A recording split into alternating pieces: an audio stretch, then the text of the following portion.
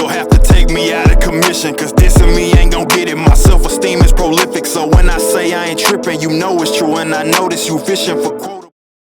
Welcome to 3 Count Commentaries. We talking about Monday Night Raw from July the 18th, 2022. This show was awful.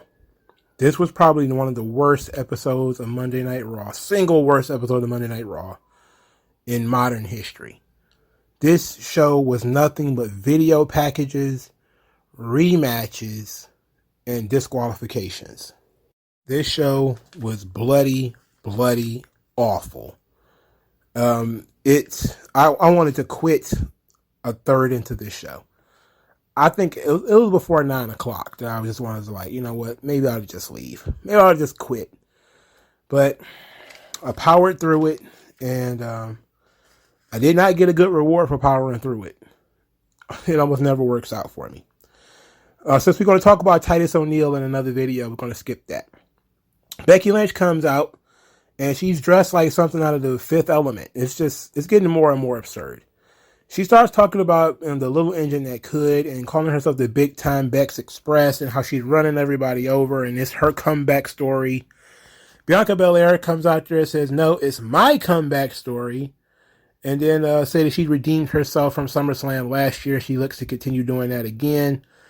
They've been doing this whole year-long story with Becky and Bianca, and it's actually been okay without the rough patches of these kinds of matches, like the thing she's about to have with Carmella. Carmella comes out, calls herself the badass with a great ass. Say that Bianca got counted out last week because she was outmatched. They, of course, ended up getting into a fight, and Becky Lynch and Carmella jumped Bianca Belair. The match started with Bianca Belair saying, okay, yeah, I'll fight her. She fought from underneath, of course. Becky Lynch was outside in the ring on promo. Doing commentary rather. Did a couple of count out spots because count outs and disqualifications will change the title in this match. Bianca, of course, ends up just winning the match with the KOD. She then gets into it with Becky Lynch. Becky Lynch and Bianca Belair stare face to face. Becky Lynch has the belt. Bianca demands that she hands her the belt, and then Becky Lynch throws the belt on the ground at Bianca's feet before rolling out of the ring. I've been enjoying the Becky Lynch, Bianca Belair stuff, even though it probably could be better. If it was tighter written, it could be better. If they hadn't had so many matches in between, like the triple threat match, but I think it's all been them trying to do this on the fly because, you know, people left and people didn't want to do business, and then there was injuries and all other kinds of stuff. So they trying to make the best of it what they could. But I don't see how they can get away with just another plain Bianca Belair versus Becky Lynch match. I think they got to take it to the next level. They got to have some kind of gimmick. It got to be 2 out of 3 falls, you know, Iron Woman match or something like that. You know, they just got to do something to spice this thing up. There's just no, well, I know Iron Woman would have been like, you trying to tell me they're going to wrestle for 30 minutes or whatever? But they need to do something to make this match more interesting than just Bianca Belair versus Becky Lynch again. We've already seen that match multiple times already. You know, let's take it to the next level. Let's take it let's take it there. You know, it doesn't need to be something where they're hitting each other with weapons and stuff either. This is a feud about who's the best, who's being redeemed. I think a match where multiple falls is better. I think a 2 out of 3 falls match is, you know, probably the best choice. You know, that way you can't beat me once, let alone beat me twice in the same night. You know, in order to get away from that whole 25-second thing, and Becky Lynch is on commentary talking about she's going to beat Bianca in 15 seconds, all that kind of stuff. You know, let's show off their endurance and something like that. You know, that's just me though. That's just kind of how I would do it. All right, so the Street Profits, well, you know, these two guys, they cut a promo. All they really said is they're going to Nashville, Cashville. That's all they really much said. MVP and Amos came out there. MVP bragged about Amos beating up on both of them. I think it was last week or 2 weeks ago, one or the other. They got challenged to a tag team match. MVP declines that he was dressed too nice. Then said that Dawkins could wrestle Amos later. Dawkins and Amos barely did anything, and it ended in disqualification when MVP pulled the leg. Then they made a tag team match. It was Amos and MVP versus the Street Profits, and the Usos came ringside because they were exceedingly proud of MVP and Amos and liking what they were doing. Then the Usos interfered after Amos kicked out of Montez Ford's Frog Splash. He kicked out at 1, which I thought was, not a bad spot. He's a monster. You're trying to put him over. He had him kick out of Montez Ford's Frog Splash at 1. But then they had the Usos storm the ring, and we got another disqualification. So back-to-back disqualifications. At this point, man, I was done. I was like, this show is fucking stupid. We're not getting anything done on this fucking show. Why would you write this show with back-to-back disqualifications? For starters, I already don't like the whole, we need to restart the match. I already don't like that. You don't restart a football game. To me, if the match is disqualification is thrown out, we deal with it next week. Or we deal with it in a promo package or something later. We don't restart the fucking match. If it was a foul of some kind, maybe we toss out that finish and we do it again. That would be the best thing to it. But restarting the match under a different rules doesn't make any fucking sense. I have never seen that actually improve a situation either. I've never seen anybody throw a match out and then it improves after the bell. Because it's like, why would people get excited to see the same fucking people do the same fucking shit they was just doing? And you threw the match out. Now we're going to do it all over again. It's stupid. God, it's fucking stupid. It's so fucking frustrating. It's so dumb. Ugh. Kevin Owens was out here. He was talking to Riddle. He admitted that he was obsessed with Ezekiel. Had to go find inner peace. Then said that he admired Riddle for maintaining his calm and cool. And he said that he's going to be wrestling Seth Rollins at SummerSlam. And Seth Rollins was what used to be his best friend, but also caused him a lot of mental anguish. And then offered to be Riddle's friend and said that Bro KO could be great. Riddle says that Kevin Owens is one of the biggest liars that he knows. Kevin Owens promised that he turned over a new leaf and said that Randy Orton is a snake, which Riddle got mad because he dissed Randy Orton. Before anything really happened, Seth Rollins attacked Riddle from behind and stomped him twice in the head. He was gloating about stomping him twice in the head when he got confronted by Ezekiel. Ezekiel gave him some lip. Seth Rollins said, I stomp who I want. You stomp who I want. And, of course, Zeke speaks. And they're going to end up challenging him to a match. So this was another rematch. This match happened just almost like 2 weeks ago. Ezekiel versus Seth Rollins. No real heat going in. The match was too long. Seth Rollins wins, of course. Ezekiel is better in the ring than Elias. Let's put it like that. Because Elias wasn't really all that good. But Ezekiel was actually not that bad. And to be quite honest, I think it's because he lost some of that bulk that he was carrying around. He was kind of bulky as Elias. He's lost a little bit of that, and his mobility has increased a little bit. But Zeke is just so damn plain. He needs something. He needs something more. He's definitely missing something. He's missing quite a bit, actually. So the Judgment Day, they arrive, and it's Damian Priest versus Rey Mysterio. That's the match. Before the match, they says that tonight, Dominic Mysterio will join the Judgment Day. And they didn't beat him up last week because they knew he was going to make the right decision.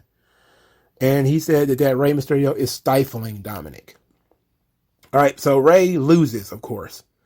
Of course, Rey Mysterio loses. He loses 2 weeks in a row. Lost to Finn Balor, and now he lost to Damian Priest. Damian Priest wins with the Razor's Edge. It was a brutal Razor's Edge, too. What a great-looking finish.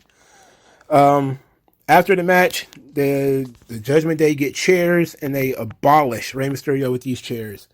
Dominic is begging them to stop. They say, join the Judgment Day and we'll stop. Dominic says, okay, I'll join the Judgment Day. They're like, okay, what was that? They said, well, okay, I'll join the Judgment Day. And they're both holding him, and they're looking at each other, and they're like, it doesn't work like that. And then they hit him with the chairs and everything. They beat up Dominic with the chairs. Later, we get a promo from the Mysterios where Dominic says that he may have failed the Judgment Day's little test, but he lived up to being a Mysterio. And Ray says that they weren't the first guys to try to break up the Mysterio family, and they won't be the first to fail. And that next week, they're finally going to celebrate his 20 years in Madison Square Garden. And in doing so, they're going to beat up the Judgment Day. And I think we all see Dominic turning, right? You know, I think we all see, you know, the story that they're telling here. Ray has lost to Finn Balor and he's lost to Damian Priest. They're telling the story that Ray has kind of lost a step, even though I don't think he lost to Damian Priest or Finn Balor particularly clean, but he lost both matches. Dominic humiliated himself to try to save his dad and still got beat up.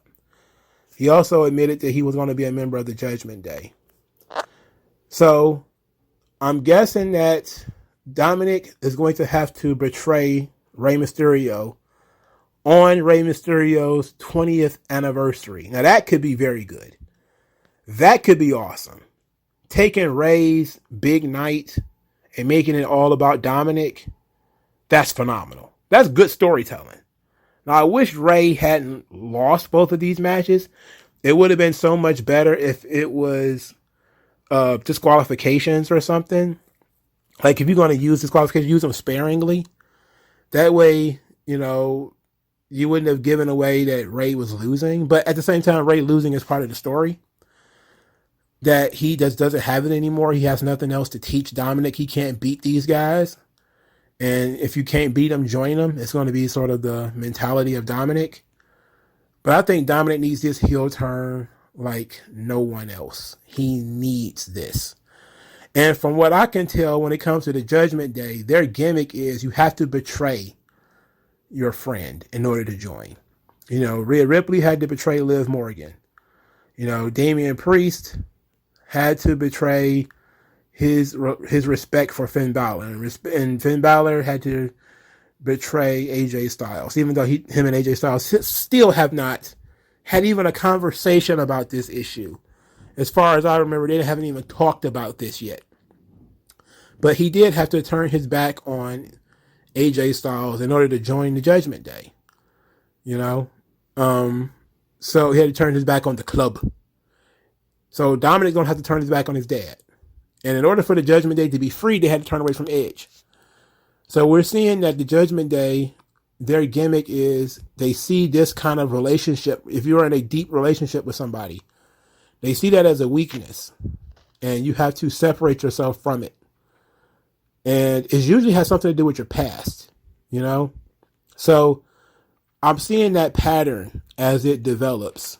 That, you know, Rhea Ripley, when she turned, she kept saying, these stupid tag team partners are holding me back. At first it was Nikki, then it was Liv Morgan. When it was Edge, when he turned, he started talking about how the fans were making him weak. He was doing all this stuff to try to impress the fans, and it didn't work out for him. Look where it got him. It got him constantly injured by guys like Randy Orton and guys like Seth Rollins who are beneath him. And Damian Priest, you know, he had to turn his back on Finn Balor because the respect that he had for Finn Balor is why he couldn't beat him. You know, he didn't do everything he possibly could to beat him. And Edge has set him free, kind of taught him the way. And then ultimately they beat up Edge because Edge was, you know, trying to take over, be the leader that everybody thinks that he is or was. And now Dominic, it's his turn. And he's going to make the ultimate sacrifice. He got to turn away from his dad. And I think if you look at the pattern, Dominic's heel turn ought to be pretty good. And they're setting up Dominic for something really strong here because they're going to turn him heel in Madison Square Garden on his dad's big day. The big 20th anniversary for Rey Mysterio. And bro, if they pull the trigger on that, thumbs up. But of course, we're going to have Dominic Mysterio, who can't cut a promo, be in this feud, maybe with his own dad. You know, that ought to be weird. But it would be nice if this is how Dominic gets his mask. Because they've been tossing around the idea of Dominic wearing a mask. And I think that, you know, I thought, of course, the perfect plan was to put him with Legado del Fantasma and for him to have like a Phantasma-like mask and sort of reject the Mysterio and go with the Phantasma, that would be great. But if he's going to do his own thing, just kind of join the Judgment Day and adopt a new identity, like he's no longer going to be Dominic Mysterio, but he's going to be something else, like with a different mask. That could be sweet. You know, that would be great. They also have been showing all of these vignettes, which everybody knows is Edge now, because they keep showing more and more paraphernalia from Edge opponents. And now he's writing in blood on the screen, "I came to," and to me, it seems like they might be harkening back a little bit to the first iteration of Edge, when, you know, he was out on the street just looking homeless and screaming, the man of rage. I didn't even understand Edge when he first showed up. I swear, I was like, what the fuck is this? Why is he doing this? I didn't get it. I was 14. I didn't understand it at all. I didn't understand Edge at all when he first showed up. So it seems like that's the kind of the direction that they're going in, is they're going to dig into the old Edge. And that could be fun too, you know. That could be fun, depending on how they go with the presentation and everything. But it's definitely Edge. It's not The Fiend or anything stupid like that. It's like, come on, guys. I can't believe people still think it's The Fiend. Stop it. You make yourself look bad here. All right, let's continue. Veer did a promo that was very odd, where he just came out of nowhere.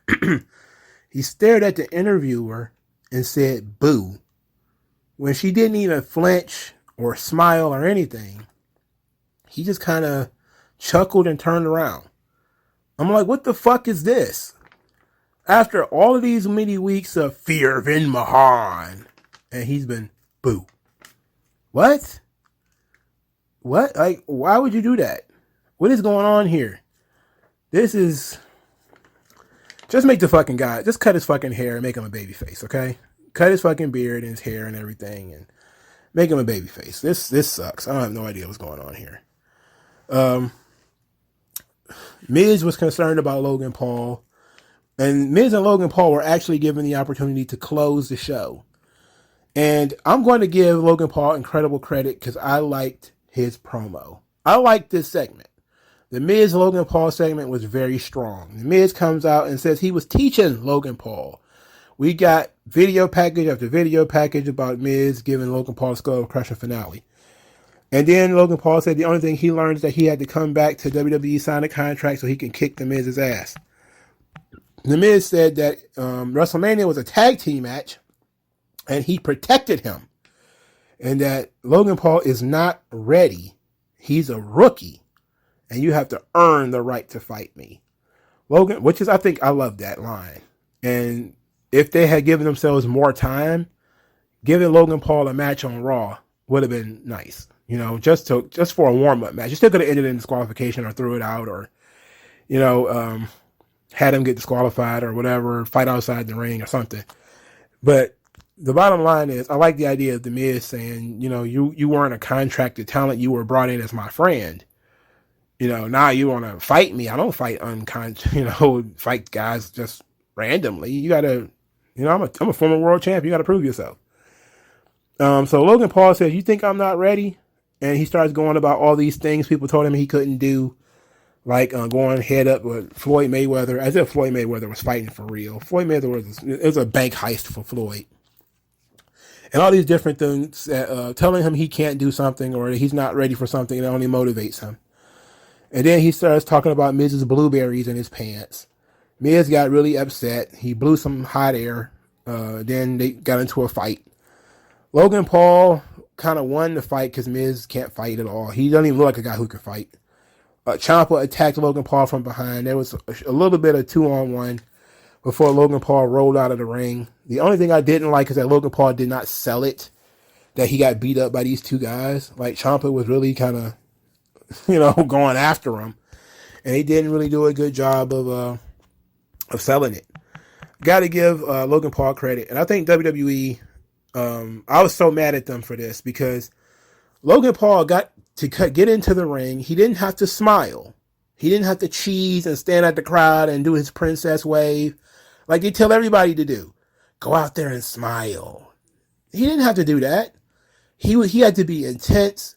He got to be serious. He told Miz he was going to kick his ass. He didn't start joking with him until near the end. Like it wasn't like Thor Love and Thunder where everything was undercut with a joke. It was serious, straightforward stuff. Even if you don't like the guy, you can't say that his promo was goofy. It might not have been believable because he's not a fighter.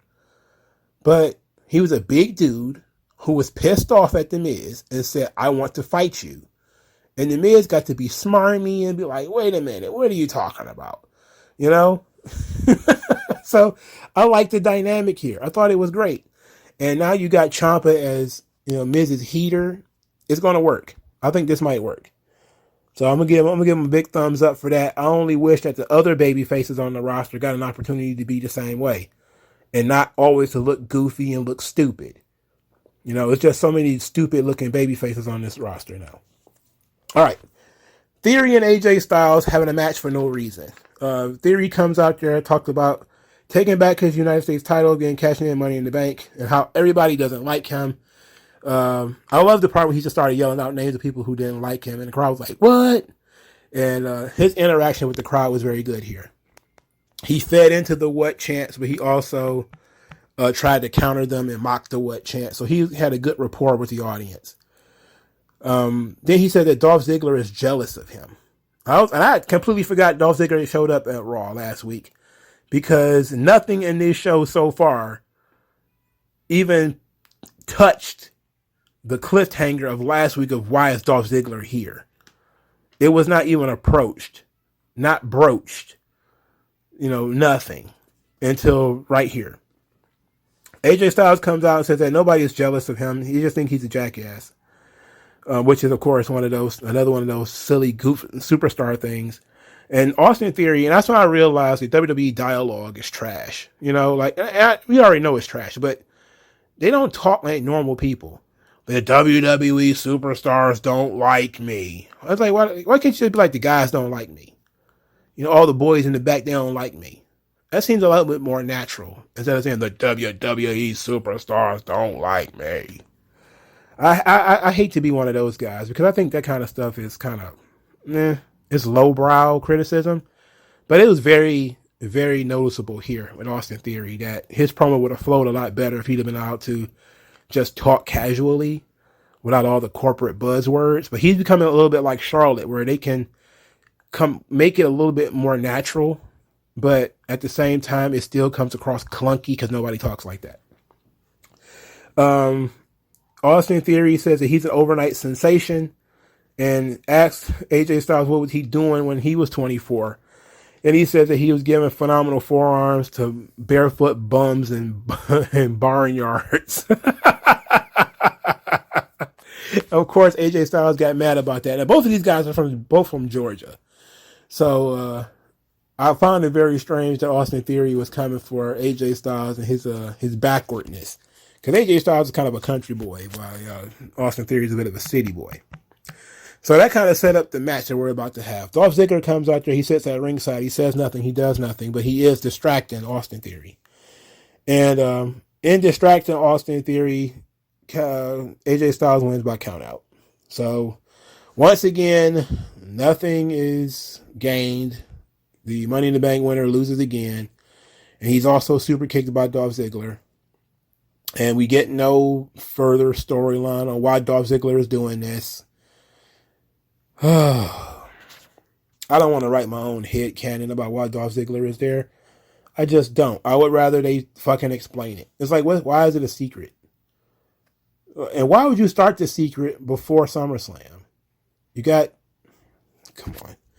At least, if you were going to do it this way, you should have did it at SummerSlam where Dolph Ziggler made his big return and super kicked Austin Theory in the face.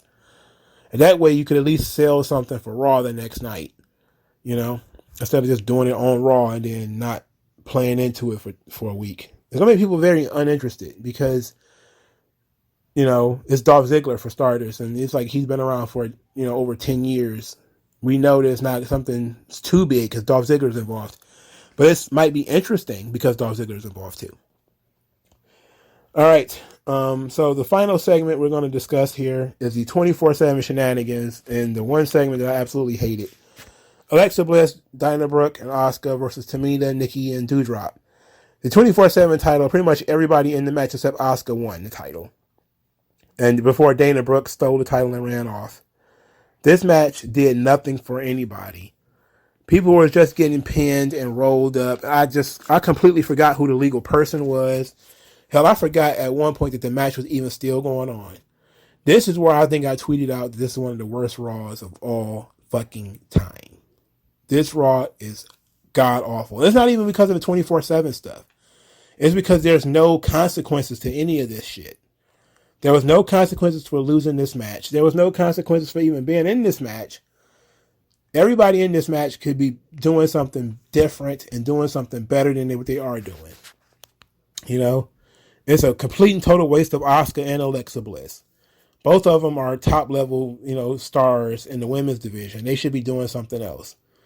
Doudrop, I feel so bad for her because she seemed to have some momentum working with Bianca and working with Becky, and now she's tag teaming with Nikki, and it's no good because Nikki is still a superhero and she's still fucking stupid and she sucks.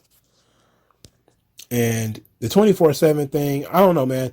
There's some weeks where I think the 24/7 title works and it's a nice let me up segment. It's a nice little popcorn segment where you can just chill and not, overthink things. But at the same time, it's times like this where I just say, man, it's absolutely the worst thing on the show.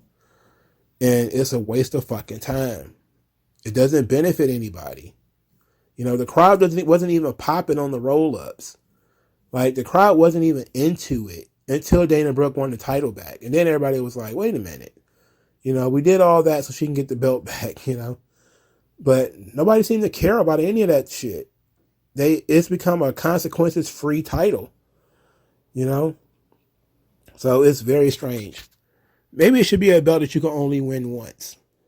Like, think about that. Say there's a championship out there that you can only hold one time. Therefore, if you lose it, you can never get it back. That would put a lot of emphasis on individual title runs, individual champions.